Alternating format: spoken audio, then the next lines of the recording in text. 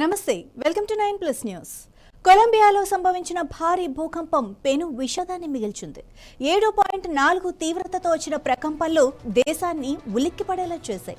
పశ్చిమ కొలంబియాలో భూమి కంపించడంతో ఆస్తి ప్రాణ నష్టం భారీగా సంభవించింది. వందలాది మంది ప్రాణాలు కోల్పోగా వేలాది మంది గాయపడ్డారు. మరెందరో శిథిలాల కింద చిక్కుకున్నారు. పశ్చిమ కొలంబియాను కుదిపేసిన ఈ భూకంపం తీవ్రత రిక్టర్ స్కేలుపై 7.4గా నమోదైంది. చోకో ప్రాంతంలోని శాన్ జోస్ డెల్ పాల్మార్ సమీపంలో భూకంప కేంద్రాన్ని గుర్తించారు.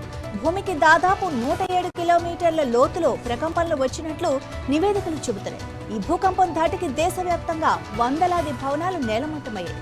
అనేక ప్రాంతాల్లో తీవ్ర నష్టం వాటిల్లింది.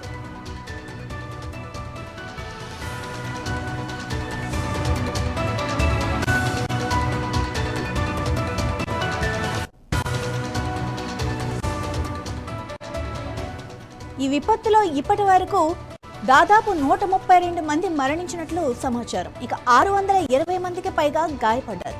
2000 మందికి పైగా గల్లంతైనట్లు అధికారులు తెలిపారు. కాలి నగరంలో 32 భవనాలు కూలిపోయి ఒక ఆసుపత్రి భవనంలోనూ చాలా భాగం ధ్వంసమైంది. పెరీరా నగరంలో 60 మందికి పైగా ప్రాణాలు కోల్పోయారు. అక్కడ ఉన్న మాటెకాన్ అంతర్జాతీయ విమానాశ్రయం పాక్షికంగా కూలిపోయింది. మానిజాలెస్ నగరంలో 4 మరణించగా 36 నిర్మాణాలు కుప్పకూలాయి. Rosary cathedral basilica of our లేడీకి చెందిన ఒక గోపురం సహా అనేక చర్చిలకు నష్టం వాటిల్లింది. మొత్తంగా 1500 కంటే ఎక్కువ ఇళ్లు దెబ్బతిన్నాయి. కొన్ని పూర్తిగా నాశనమయ్యాయి. డజనుకు పైగా ఆరోగ్య కేంద్రాలు, పాఠశాలలు కూడా ఈ భూకంపం వల్ల ప్రభావితమయ్యాయి.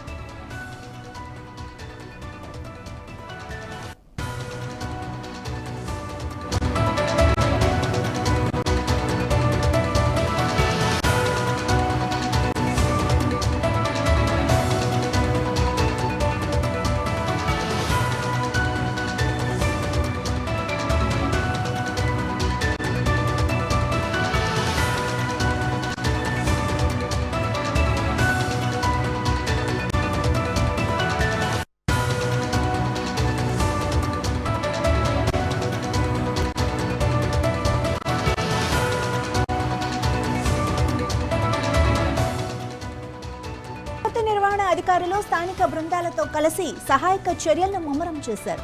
శిథిలాల కింద చిక్కుకున్న వారిని బయటకు తీసేందుకు రెస్క్యూ ఆపరేషన్లు కొనసాగుతున్నాయి. సహాయక బృందాలు ప్రభావిత ప్రాంతాలకు చేరుకొని సహాయక చర్యలు చేపడుతున్నాయి. ప్రజలను సురక్షిత ప్రాంతాలకు తరలించే పనులు కూడా జరుగుతున్నాయి. గల్లంతైన వారి కోసం ఇంకా అన్వేషణ జరుగుతోంది.